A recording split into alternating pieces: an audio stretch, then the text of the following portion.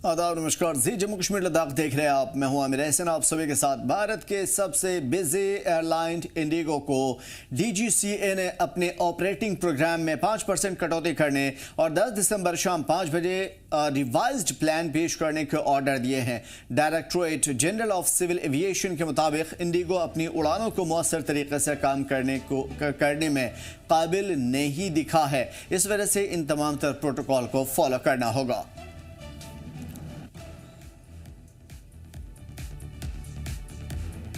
और ले apex body में आज ले में एक प्रेस कॉन्फ्रेंस की गई थी। प्रेस कॉन्फ्रेंस को खिताब करते हुए अपेक्स बॉडी ने कहा कि उस वक्त आवाम की साझेदारी बहुत ज़रूरी है। उन्होंने बताया कि जो ड्राफ्ट तैयार किया गया है वो लद्दाख के लोगों की कम्युनिटी सोच और उम्मीदों को दिखाता है। अपेक्स बॉडी ने लोगों से अपील किया है कि वो कल होने वाली मीटिंग में ज़रूर शामिल हो और अपनी राय देकर के इस ड्राफ्ट को और मजबूत बनाने में मदद करें।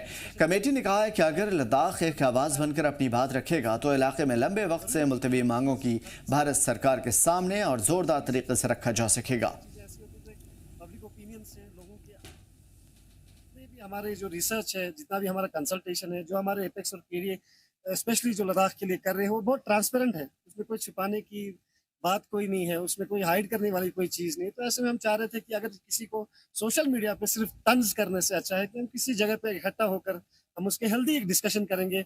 जाहिर जैसे सर ने भी बताया, दुरुस्त फरमाया कि ज़रूरी नहीं है कि हर चीज़ हर किसी के एक इंसान की एक्सपर्टीज़ पे हर चीज़ उसको पता हो। बहुत सारी चीज़ें ऐसी होती है जो एक पब्लिक ओपिनियन से, लोगों के कमेंट्स से भी हमें बहुत ज़्यादा चीज़ें पता चलती है। तो हम चाहते हैं कि कल ये हेल्दी डिस्कशन हो।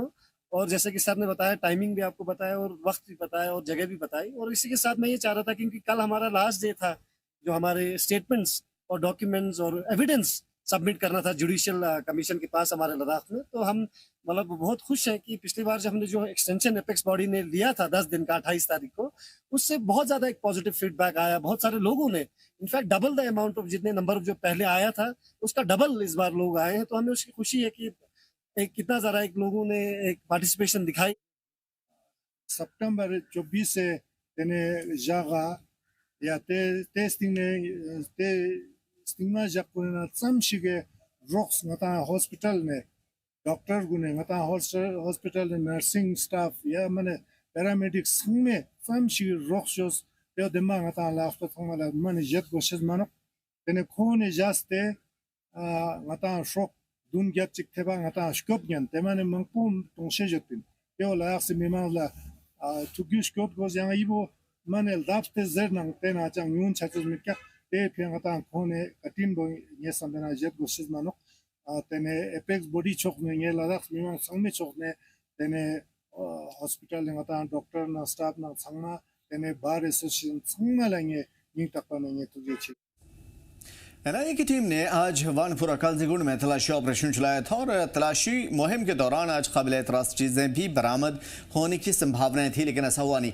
एसपी एनआईए की अगवाई में टीम पुलिस स्टेशन काजीगुंड पहुंची थी, जहां उनके साथ दिल्ली ब्लास्ट केस में हिरासत में रखे गए 2 मुलजिम आदिल अहमद राथा और जासिर बिलाल वानी, दोनों निवासी वानपुरा काजीगुंड के हैं, ये मौजूद थे। पुलिस स्टेशन में जरूरी रस्म पूरी की गई और उसके बाद NIA team police station Qazigund के officer SDPO Qazigund, SHO Qazigund और सीआरपीएफ 163 बटालियन के जवानों के साथ वानपुरा के सोलाटर इलाके में तलाशी के लिए गई, लेकिन तलाशी पुरअमन तरीके से मुकम्मल हुई। कुछ भी ऐसा नहीं मिला जिसके दावे किए जा रहे थे।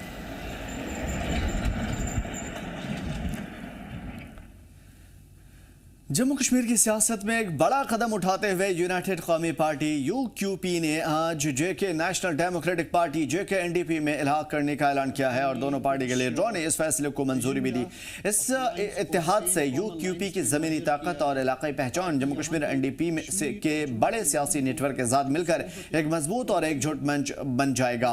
लीडरों ने कहा कि ये सिर्फ पार्टियों का मिलना नहीं है बल्कि आवाम की उम्मीद और उनके सवालों को सही तरीके से उठाने की कोशिश भी है। उन्होंने सभी से कहा है कि यह कदम जम्मू कश्मीर के मुस्तकबिल और लोगों की भलाई के लिए है। उसमें हम कुछ it is going to merge with National Democratic Party और हमने कुछ एजेंडा ऑफ अलायंस और सेम कॉमन लाइंस पे मर्जर किया है ताकि यहाँ के कश्मीर और जम्मू के लोगों को जो सोहबतें, जो मुसीबतें 2019 से पहले और 2019 के बाद अभी तक बर्दाश्त करनी पड़े, जिनमें नौजवान हैं, जिसमें हेल्थ है, जिसमें वुमेन एम्पावरमेंट है, जिसमें एजुकेशन है, उसमें हम कुछ ज़ेर कर सके और कुछ यहाँ के लोगों के लिए फलाह कर सके। फर्दरमोर दोनों पार्टियों में यंग लीडरशिप है। यहाँ के यंगस्टर्स के लिए the doors are open. We welcome all the youth of Kashmir in National Democratic Party for the better and the secure future of Jammu and Kashmir. वादी कश्मीर में सर्दी ने दस्तक दे दी है। जी हाँ, लोगों ने गर्म कपड़े और हीटिंग गैजेट्स की खरीदारी भी तेज कर दी है। रात का टेम्परेचर लगातार गिर रहा है और ठंड की शिद्दत बढ़ने लगी है।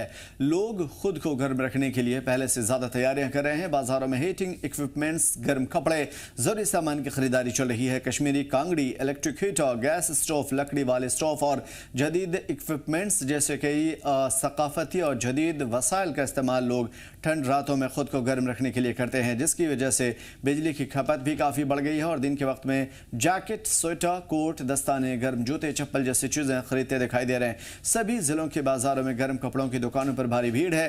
कारोबारियों के मुताबिक इस साल सर्दी पहले से ज़्यादा तेज़ हो गई है और सर्दी बढ़ने के साथ ही रवायती कांगड़ी बनाने वाले कारखाने और गर्म कपड़ों का कारोबार भी तेज़ हुआ है। इससे मुकामी लोगों के लिए रोज़गार के मौके बढ़े हैं। कुल मिलाकर सर्दियों में वादी में रोज़मर्रा की ज़िंदगी को काफ़ी ज़्यादा बदला है और लोग आगामी कड़ाके की ठंड के लिए पूरी तरीके से तैयार। लेकिन उसके साथ साथ ठंड बढ़ चुकी है। अवाम, सरकार और ज़िला इंतज़ामिया से 24/7 बिजली फराहम करने की मांग कर रहे हैं ताकि हीटिंग गैजेट्स का इस्तेमाल किया जा सके। सर्दियों के हवाले से जो है, सर्दियाँ इस बार जो बड़ी ज़बरदस्त कड़ाके की पड़ रही है, माइनस पिछले महीने से ही चल रहा है। तो लोग जो है वो गर्म मलबूसात लेने के लिए दुकानों का रुख करते हैं, पटरी का रुख करते हैं। जो पुराने ज़माने में है उसमें काफ़ी चेंजेस आए हुए हैं।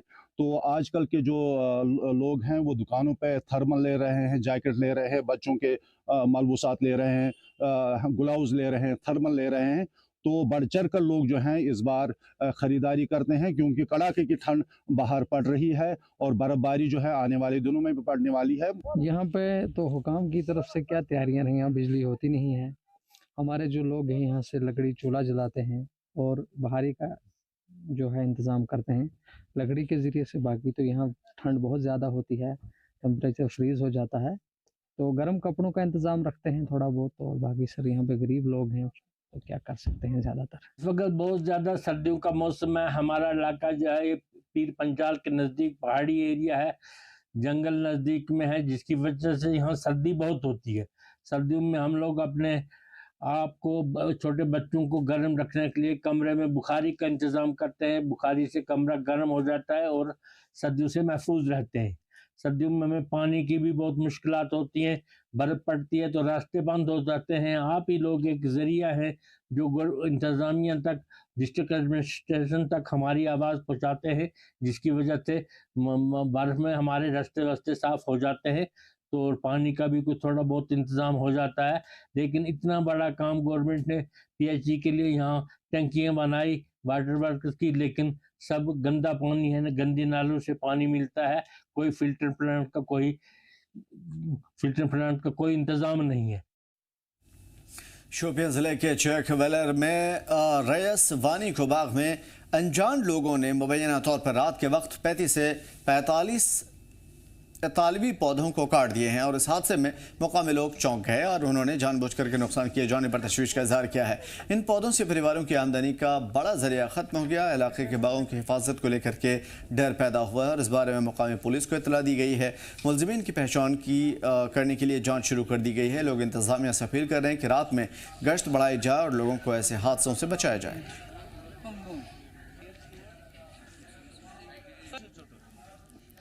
गरी तो यमो कंची वोल ओनमुत कंची वोल ये आव ना तम स्टार्ट कुलिस पे कंची तो तम फिर ओर वन ऐसे बांस क्या गलत लजम पे नम ओर फिर तो तम वो कुल ये गई वुन तो यह सोरे बाग पत्थर तो वन गुजारिश मेन ये कि यह गरीब मतलब मतलब हमसाय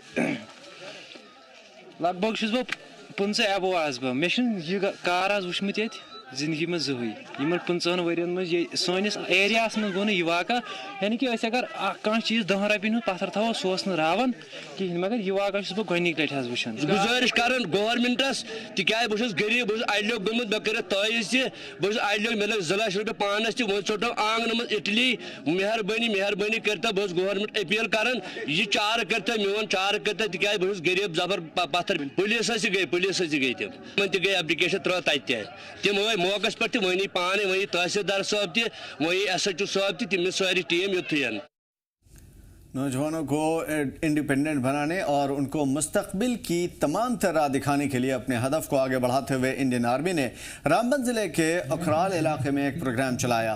प्रोग्राम सरकारी हायर सेकेंडरी स्कूल के अपॉर्चुनिटीज़ गाइडेंस के नाम से चलाया गया था और इस प्रोग्राम का मकसद था स्टूडेंट और मुकामी लोगों के बीच सही रास्ते दिखाना। प्रोग्राम में CRPF के ऑफिसर्स, मुकामी पुलिस के सब इंस्पेक्टर्स और कोचिंग इंस्टीट्यूट के टीचर्स और मुकामी लोग शामिल हुए थे, जिन्होंने स्टूडेंट्स को पढ़ाई के ऑप्शन, कॉम्पिटिशन्स, एग्जाम के तरीके और उन तमाम तर चीज़ों के लिए आसानियों को समझाया। साथ ही आर्मी ने मुकामी लोगों को यकीन दिलाया कि इस तरह के प्रोग्राम आगे भी जारी रखे जाएंगे। जी यहाँ पे 12 RR CRPF के जवान जिन्होंने यहाँ पे प्रोग्राम कराया। यहाँ पे कैरियर काउंसलिंग का प्रोग्राम था जिसमें हमें बताया गया हमारे फ्यूचर के बारे में, हमें क्या कुछ करना चाहिए, कैसे हमें क्या करना चाहिए जिससे हम मतलब आगे चल के अपनी ज़िंदगी में कामयाब हो, हमें सक्सेस मिले। क्या हम बहुत ज़्यादा शुक्रगुजार हैं। उन्होंने प्रोग्राम रखा, हमें हमारा फ्यूचर दिखाया, यहाँ पे हमें बताया कि हमें क्या करना चाहिए, व्हाट वी कैन डू, तो हमें क्या करना चाहिए। तो उनके हम शुक्रिया था, बहुत ज़्यादा शुक्रगुजार है। आज का जो प्रोग्राम था वो बहुत ही अच्छा था। यहाँ पे आर्मी ऑफिसर्स आए थे, हमारे प्रिंसिपल, टीचर्स, वाइस प्रिंसिपल थे और इन्होंने हमारे फ्यूचर के लिए बहुत अच्छी बातें बताई जो हमारे फ्यूचर में काम आएंगी और हमने 12th के बाद क्या करना है, क्या पढ़ना हमारे लिए सही है, क्या नहीं है हमारे लिए सही, और हमारे मतलब बहुत अच्छी बातें बताई जो हमारे लिए काम आ सकती है आगे फ्यूचर में। और मतलब आज बहुत मज़ा आया और आर्मी ऑफिसर्स ने बहुत अच्छी बातें बताई हमें और थैंक यू उन्हें कि उन्होंने हमारे स्कूल में ये प्रोग्राम किया। जी यहाँ पे हमारे स्कूल में प्रोग्राम रहा, इसमें हमें बहुत मज़ा आया आज और इन्होंने बहुत कुछ सीखा हमने इनसे। ये जो आर्मी ऑफिसर्स आए थे और हमारे ये कुलबीर सर, इन्होंने भी बहुत अच्छा बोला, जो इन्होंने हमें सिखाया बहुत कुछ जो हमें आगे 12th के बाद आगे हमारे फ्यूचर में काम आएगा हमें।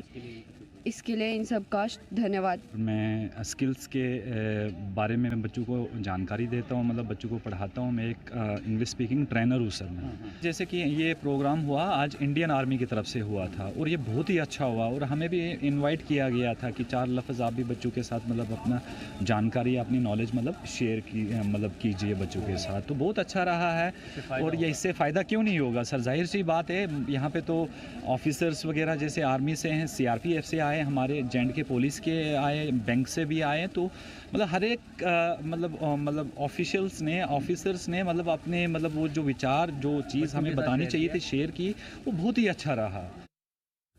कई साल से मुकामी लोग और खिलाड़ियों की मांग के बाद आखिरकार ढोडा स्टेडियम में नेचुरल घास बिछा दी गई है, जहां पहले कई बार ग्राउंड तैयार करने की कोशिशें नाकाम हुई थी। खिलाड़ियों में नाराजगी थी, लेकिन इस बार स्पोर्ट्स काउंसिल ने अपने फंड से इस काम को मुकम्मल किया है। जिला इंतजामिया की मदद से लंबे वक्त से लंबित चली आ रही इस काम को पूरा कर लिया। घास बिछाने के साथ ही स्टेडियम की दीगर सहूलियात में भी सुधार किया गया है। इससे मुकामी स्पोर्ट्स शौकीन की नई उम्मीदें जगी है। क्रिकेटर्स और दीगर खिलाड़ियों ने इस पहल के लिए स्पोर्ट्स काउंसिल और इंतजामिया का शुक्रिया अदा किया। उन्होंने कहा कि अच्छे ग्राउंड से उन्हें बेहतर ट्रेनिंग मिलेगी। खिलाड़ियों ने डोडा के नौजवानों से नशे से दूर रहने, अपनी एनर्जी, गेम्स, फिटनेस और जाती तरक्की में लगाने की अपील की है। आमिर करीम मानी साहब हमारे साथ जुड़े हैं। आमिर साहब क्या बताना चाहोगे, काफ़ी टाइम से आप स्पोर्ट्स के साथ जुड़े हुए हैं, खास करके जब भी हम स्पोर्ट्स डोडा के हवाले से बात करें तो यहाँ पे सवाल ज़रूर उठता था कि ग्रास लगना काफ़ी ज़्यादा ज़रूरी है। ज़िला इंतज़ामिया ने सुपरविजन की, स्पोर्ट्स काउंसिल ने पैसा भी इस पर काफ़ी ज़्यादा लगाया, किस तरह से देखते हैं आप और कितना ज़्यादा खुश हैं? जी अस्सलाम वालेकुम वसीम भाई। नहीं, मैं बचपन से ही यहाँ पे क्रिकेट खेल रहा हूँ, तो ये फर्स्ट टाइम हो रहा है कि यहाँ पे कोई ग्रास लगी है, तो उसके लिए मैंने आपके मीडिया के माध्यम से बड़ी बार जो है DC साहब का भी शुक्रिया किया, काउंसिल का भी शुक्रिया अदा किया कि हमें जो है इस ग्राउंड में घास मिली, ताकि जो आने वाली जनरेशन है, हमारी यूथ है, वो यहाँ पे क्रिकेट खेलेगी, एंजॉय करेगी क्रिकेट को और समझेगी कि एक्चुअल मीनिंग में जो क्रिकेट है वो क्या है, किस यहाँ से जब हमारे पास उस लेवल का इंफ्रास्ट्रक्चर होगा तो लड़के तैयार होकर फिर आगे स्टेट को रिप्रेजेंट करेंगे और आगे इंशाल्लाह इंडिया। मैं देख रहा हूँ फेंसिंग काफी खूबसूरत यहाँ पे की गई है, चारों तरफ से ग्रास जिस तरह से लगाया गया, क्या लगता है आपको कि बड़े लेवल के टूर्नामेंट भी यहाँ पे आने वाले टाइम में हो सकते हैं? जी, आपको अभी ये जो इवेंट हो रहा है, टूर्नामेंट हो रहा है, आफ्टर 3-4 इयर्स ऑफ गैप ये इवेंट हो रहा है बड़े लेवल पे, जहाँ पे आपको हमारे नेशनल स्टार्स देखने को मिलेंगे, हमारी इंडिया टीम को जो रिप्रेजेंट करते हैं, कुछ IPL चेहरे आपको इस टूर्नामेंट में दिखने को मिलेंगे और जो है 32 टीमें इस टूर्नामेंट में खेल रही हैं। ये इवेंट बहुत बड़ा हो रहा है, तो आप खुद ही देखेंगे कि किस लेवल के खिलाड़ी यहाँ पे पहले भी आते थे। आपको मालूम होगा गुफरान मेमोरियल होता था, तो उसमें बहुत बड़े बड़े स्टार्स, इवन कि इंटरनेशनल प्लेयर्स यहाँ पे खेलने आए हैं, फॉरेनर प्लेयर्स यहाँ पे खेलने आए। मैं कुछ क्रिकेटर से पहले बात करता था या आपसे अगर बात करता था तो आप जरूर कहते थे कि धूल देखने को मिलती है, खेलने के टाइम जख्मी हम होते हैं, जब हम कभी यहाँ पे फील्डिंग करते हैं या कोई इस तरह की जब हमें गेम खेलनी पड़ती है तो दिक्कतों का सामना करना पड़ता था। आज और तब में कितना ज़्यादा फर्क दिख रहा है? ज़मीन और आसमान का फ़र्क है। वो जख्म तो अभी तक नहीं निकले हुए हैं। जो बचपन में यहाँ पे कोई डाइव करता था तो उसको महीना फिर इंजरी हो जाती थी, तो बहुत दिक्कतों का सामना करना पड़ा यहाँ के लोगों को, यहाँ के प्लेयर्स को। बहुत मुश्किलातों का सामना करके आगे निकले हैं यहाँ से, चाहे अभी हमारे आबिद मुश्ताक हों या किश्तवाड़ के हिनान मलिक हों या हमारे शफकत बाबा हो, जितने भी रणजी ट्रॉफी हमारे स्टार्स हैं वो बड़ी मेहनत करके आगे गए हुए हैं। तो मैं समझता हूँ कि बहुत दिक्कतों का, क्योंकि हमारे पास ग्राउंड्स का ऑल्टरनेट फील्ड्स नहीं थी, ग्राउंड में इंफ्रास्ट्रक्चर नहीं था। टर्फ विकेट आप देखो, पहली बार ये लाइफ में मैं देख रहा हूँ यहाँ पे डोडा के स्टेडियम में बनी है। तो मैं समझता हूँ आने वाली चलो जनरेशन जो है वो एंजॉय अच्छा करेगी खेलने को और अच्छे क्रिकेटर्स यहाँ से प्रोड्यूस करेगी। बड़ा इंपॉर्टेंट है, जिन बच्चों ने गलत दिशा पकड़ी हुई है उनको क्या मैसेज होगा, किस तरह से उनको स्पोर्ट्स के साथ जुड़ना चाहिए, फैमिली को क्या मैसेज होगा? देखिए, खुद भी जब बच्चा जो है वो बालिंग हो जाता है, बड़ा हो जाता है, एडल्ट हो जाता है, तो उसको समझना चाहिए कि मेरे को किस लाइन में जाना है और किस लाइन में नहीं जाना है। क्योंकि इवेंचुअली अल्लाह ने आपको दिमाग दिया हुआ है, तो आप खुद डिसाइड करते हो आपने किस तरफ जाना है। तो मैं समझता हूँ स्पोर्ट्स से बेस्ट चीज़ कोई नहीं है। तो स्पोर्ट्स की तरफ आप जितना आएंगे, क्योंकि आज का जो टाइम है आप मोस्ट ऑफ द लोग हैं देखेंगे कि काफ़ी ज़्यादा डिप्रेशन का शिकार है। तो मैं समझता हूँ कि इन नशों में कुछ भी रखा नहीं है। लाइफ अपनी स्पॉइल करोगे, अपनी लाइफ ख़त्म करोगे, तो इससे बेटर है आप आइए स्पोर्ट्स, कोई भी स्पोर्ट्स हो। मैं ये नहीं कह रहा आप खाली क्रिकेट में आगे जाइए। चलिए, साफ तौर पे देख रहे हैं आप किस तरह से जिला डोडा के लोग खुश हैं। देर आए और दुरुस्त आए, मगर ज़मीनी सतह पे आज हम देख रहे हैं कि स्पोर्ट्स डोडा के अंदर काफ़ी अच्छा काम हुआ है। फेंसिंग चारों तरफ से, और जो क्रिकेटर्स थे उनका मानना था कि यहाँ पे वॉशरूम की काफ़ी ज़्यादा किल्लत थी, मगर उसको भी डिस्ट्रिक्ट एडमिनिस्ट्रेशन डोडा ने ये साफ तौर पे कहा कि जो वॉशरूम है, जो भी वहाँ पे कमियाँ होंगी उनको जल्द से जल्द पूरा किया जाएगा। और एडमिनिस्ट्रेशन डोडा ने जिस तरह से तवज्जो इस स्टेडियम की तरफ दी, ज़रूर जो है वो ज़िला डोडा के लोग, खास करके जो स्पोर्ट्स के साथ लोग हैं, वो काफ़ी ज़्यादा खुश देखे जा रहे हैं। जी जम्मू कश्मीर लद्दाख के लिए वसीम गत्तू, डोडा। और कुलगाम पुलिस ने सरदार वल्लभ भाई पटेल की याद में कुलगाम के कई स्कूलों में ख़ास तौर पे boys higher secondary school Kulgam, Altaf memorial, GDC Kilam model higher secondary DH Pora और गर्ल्स हायर सेकेंडरी यारीपुरा में सेमिनार का एहतमाम किया। इस प्रोग्राम का मकसद था स्टूडेंट को देश की तारीखी हुब्बुल वतनी और जिम्मेदारी शहरी बनने के लिए सीख देना। बड़ी तादाद में स्टूडेंट शामिल हुए और सरदार पटेल के मुल्क की आज़ादी, कौमी इत्तेहाद के तई उनकी खिदमत के बारे में जानकारी दी गई। पुंछ जिले में youth service and sports department की तरफ से लगातार कोशिशें चल रही है। जिले के खूबसूरत थनपीर पहाड़ी इलाके में डिस्ट्रिक्ट लेवल ट्रैकिंग एडवेंचर की शुरुआत की गई है, जिसमें खास तौर पे मुख्तलिफ स्कूलों के कई नौजवान ट्रैकर्स ने हिस्सा लिया। इस कंपटीशन को ADC ताहिर मुस्तफ़ा मलिक ने हरी झंडी दिखाकर रवाना किया था और YSS महकमे के सराहना करते हुए कहा कि ख़ास तौर पे आउटडोर सीखने के मौके फराहम करने वाले या चाहने वाले लोगों के लिए, नौजवानों के लिए ये एक बड़ा मौका है। इसी पहल के तहत YSS डिपार्टमेंट जल्द ही लड़कियों के लिए भी ख़ास ट्रैकिंग प्रोग्राम शुरू करेगा और इसका मकसद होगा नौजवानों को, ख़ास तौर पे जो लड़की हैं या लड़के हैं, उनको बेहतर मौके देना ताकि वो आगे बढ़ सकें, अपने आप को निखार सकें। मेंढा फेस्टिवल 2025 के तहत 9 दिसंबर को LOC के पास में मेंढा मैराथन का एहतमाम किया गया, जिसमें बड़ी तादाद में लोगों ने हिस्सा भी लिया। हसास इलाकों के बावजूद लोगों में काफ़ी जोश देखने को मिला। इस मैराथन का मकसद था फिटनेस, एकता, मुकामी लोगों की हिम्मत को सलाम पेश किया गया। मैराथन में नौजवानों को फिटनेस, अनुशासन और सेहतमंद ज़िंदगी अपनाने का पैगाम दिया गया। प्रोग्राम में आर्मी इंतजामिया के लोगों के बीच में रिश्ते को मजबूत करने की कोशिश की गई। आर्मी की तरफ से जो Mendhar marathon OP stadium Mendhar से शुरू हुई, मैं इसमें इंडियन आर्मी का तहे दिल से शुक्रिया अदा करता हूं कि 18 कमाऊ और बीजी ब्रिगेड ने जो ये इवेंट आज मेंढर मैराथन रखा, इसका कामयाबी से इनकाद हुआ है। कम से कम 800 से ज़ायद बच्चों ने इसमें पार्टिसिपेट किया है और सरहद के बिल्कुल करीब ऑपरेशन सिंदूर की कामयाबी के बाद नौजवानों को एक एनर्जी देने के लिए नौजवानों को मेंढर मैराथन में जोड़कर इंडियन आर्मी ने एक बहुत बड़ा काम किया है। मैं इंडियन आर्मी का बहुत ही शुक्रगुजार हूँ जिन्होंने ये एक मैराथन ऑर्गेनाइज किया ऑपरेशन सिंदूर के बाद हमारे हिंदुस्तान, और ये मेंढर का इलाका है, इसमें हमारे बच्चों को आगे लाने की कोशिश की। हम इंशाल्लाह हम आने वाले टाइम में सुरकोट ALG ग्रुप सुरकोट भर्ती मारेंगे, एक्सीलेंट मारेंगे और अपने देश की सेवा करेंगे इंशाल्लाह। रन था एक 10 किलोमीटर रन था। किसी बच्चे ने ये नहीं सोचा कि मैं आधे में रुक जाऊं, हर बच्चे ने एफर्ट किया कि मैं फिनिश लाइन पार करूं। और हम इंडियन आर्मी का भी शुक्रिया अदा करते हैं कि उन्होंने वक्तन वक्तन यहाँ पर ये मैराथन ऑर्गेनाइज कराई। और अगर हम रिक्रूटमेंट के लिहाज से देखें तो पूरे JNK में रिक्रूटमेंट हो रही है TA आर्मी की, उस लिहाज से भी बच्चों की प्रैक्टिस हो गई, बच्चों को भी पता चल गया कि कैसे भागा जाता है और कैसे रन किया जाता है। तो मैं इंडियन आर्मी का एक बार फिर शुक्रिया अदा करता हूँ इतना बेहतर प्रोग्राम ऑर्गेनाइज करने के लिए, और मैं उम्मीद रखता हूँ कि आने वाले फ्यूचर में ये ऐसी मैराथन करवाते रहेंगे मेंढर। जम्मू कश्मीर महकमे मौसमियात ने 9 से 22 दिसंबर तक मौसम को लेकर के पेशन गोई की है और वादी के मैदानी इलाकों में कई बड़ी बर्फबारी की बात कही है, उम्मीद जताई है। महकमे मौसमियात के डायरेक्टर डॉक्टर मुख्तार अहमद ने बताया कि 9 दिसंबर को बादल छाए रहने की उम्मीद है। 13 से 15 दिसंबर के दौरान शुमाली और सेंट्रल कश्मीर के पहाड़ी इलाकों में देर रात और सुबह के वक्त में हल्की बर्फबारी हो सकती है। जी बहुत बहुत शुक्रिया। देखो मौसम मुसलसल ड्राई चल रहा है पूरे जम्मू कश्मीर के अंदर लगभग पिछले 3-4 हफ्तों से, और कमिंग डेज में फिलहाल कोई ऐसे मेजर वेदर एक्टिविटी नहीं है, एक्सेप्ट अभी 13-14 के दरमियान एक स्पेल है की बर्फबारी, खासकर नॉर्थ और सेंट्रल कश्मीर के कुछ एक पहाड़ी इलाकों के अंदर, और उसके बाद जो है फिर से मौसम ड्राई है लगभग 19 दिसंबर तक। तो 20 से 21 के आसपास भी एक फीबल डब्ल्यूडी फिर से तो हल्की फुल्की बर्फबारी खासकर नॉर्थ और सेंट्रल कश्मीर के कुछ एक पहाड़ी इलाकों के अंदर देखी जा सकती है। बाकी ओवरऑल जो कोई सिग्निफिकेंट हैवी स्नो या बारिशों के हवाले से कोई फोकास नहीं है across Jammu and Kashmir till 19 दिसंबर तक। तो इस बीच दर्जा में एक बार फिर थोड़ा सा गिरावट देखा गया है, तो कमिंग डेज में ये ट्रेंड थोड़ा सा कंटिन्यू रहेगा टिल 13, और उसके बाद जो है थोड़ा सा मिनिमम टेम्परेचर में राइज एक्सपेक्टेड है, क्योंकि वेदर जो है जनरली क्लाउडी रह सकता है टिल 16 तक। उसके बाद बीच में फिर 2-3 दिन मौसम खुल रहा है, तो फिर 19 ऑनवर्ड्स फिर से क्लाउडी वेदर एक्सपेक्टेड है। तो मिनिमम टेम्परेचर में थोड़ा सा इंप्रूवमेंट एक्सपेक्टेड है जब भी फीबल डब्ल्यूडीज जो है अप्रोच करते हैं। सरकारी अफसरान के जरिए द्रंग वाटरफॉल को दोबारा खोले जाने के बाद सयाहों की तादाद बढ़ रही है। मशहूर स्की रिजॉर्ट गुलमर्ग आने वाले तकरीबन हर सयाह अब द्रंग वाटरफॉल का भी रुख करते हैं और इससे मुकामी स्टेक होल्डर्स और कारोबारी काफ़ी खुश भी हैं। इस बीच में JNK लद्दाख की टीम से लगातार सयाहों ने बातचीत की और कहा कि कश्मीर आकर उन्हें बहुत अच्छा लग रहा है।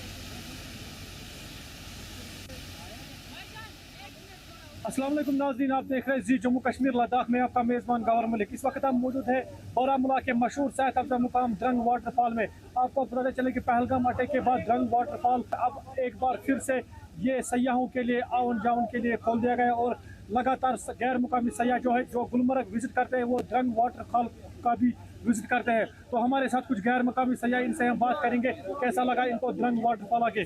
जी मैम अपना नाम बताइए और कहाँ से आए आप? मेरा नाम है मोनिशा सिंह और मैं राजस्थान से आई हूँ। कितने दिनों से आप कश्मीर में? 3 दिन हो गए हमें कश्मीर में। कहाँ कहाँ घूमे? हम लोग सोनमर्ग घूम लिए, लोकल श्रीनगर घूम लिए और आज हमारा 3rd डे है और हम इधर आए गुलमर्ग। द्रंग वाटरफॉल आपको कैसा लगा यहाँ? अच्छा लगा, और अभी और स्नो पड़ जाती या फिर आइस पड़ जाती तो ये और ब्यूटीफुल लगता, जैसे इसको हमने वीडियोस वगैरह में देखा था, और अच्छा एक्सपीरियंस है। तो यहाँ पर आप जब पहलगाम अटैक होता उसके बाद आपने प्रोग्राम बनाया कि पहले से प्रोग्राम था कश्मीर आने का? अभी बनाया प्रोग्राम। तो कुछ डर वर ऐसा लगा कोई? नहीं, हमें कोई डर नहीं लगा, और हमें यहाँ पर देखा सिक्योरिटी और ज़्यादा दिखी, हमें हर जगह चेक पोस्ट पुलिस फोर्स ज़्यादा दिखी है। तो मैं लोगों को बोलूँगी आओ आप उस ब्यूटी को देखो, कश्मीर बहुत ब्यूटीफुल है। जी सर, अपना नाम बताएं। मेरा नाम राजेंद्र एंड राजस्थान अलवर से हम आए। कैसा लगा कश्मीर? अच्छा लगा। बेसिकली मैं यही कहना चाहूँगा कि मतलब it's tough to plan for Kashmir. After Pahalgam वाले अटैक के बाद काफ़ी प्रभावित हुए हैं। इनफैक्ट फैमिली को बताते समय प्लान से पहले काफ़ी थोड़ा फियर रहता है वहाँ पे, लेकिन यहाँ आके हमें मालूम चला कि यहाँ के लोग काफ़ी सपोर्टिव हैं और बहुत अच्छा माहौल है, मतलब हमें किसी प्रकार की कोई तकलीफ नहीं महसूस हुई। लोग बहुत अच्छे से वेलकम कर रहे हैं और बहुत ब्यूटीफुल है कश्मीर। कुछ नतीजे के क्या मैसेज रहेंगे देशवासियों के लिए? हम यही मैसेज देंगे कि जो भी कश्मीर घूमने के इच्छुक है वो बिना किसी डर के जाएं, घूमें, बहुत इंजॉयबल है और लोकल लोग बहुत अच्छा सपोर्ट कर रहे हैं। Thank you. तो वैसे हमारे साथ कुछ गैर मुकामी सयाह, इनका यही कहना है कि कश्मीर हम आए, हमने यहाँ पर प्लान बनाया, मगर ऐसी डर वाली कोई बात नहीं है। बिल्कुल यहाँ पर जो सिक्योरिटी के इंतजाम है वो अच्छे किए गए हैं और जो यहाँ पर इस वक्त रंग वाटरफॉल है इसकी खूबसूरती अलग ही। और बिल्कुल जो हम गुलमर्ग भी आए, पहलगाम भी आए, सोनमर्ग भी आए और इन्होंने देशवासियों को ये मैसेज दिया कि आप भी आए कश्मीर की इस खूबसूरती के नज़ारे ले। आप बने रहे जी जम्मू कश्मीर लद्दाख के साथ, मैं आपका मेज़बान गौहर मलिक। फिलहाल इस बुलेटिन में इतना ही, हमें दीजिए इजाज़त। देखते रहिए जी जम्मू कश्मीर लद्दाख।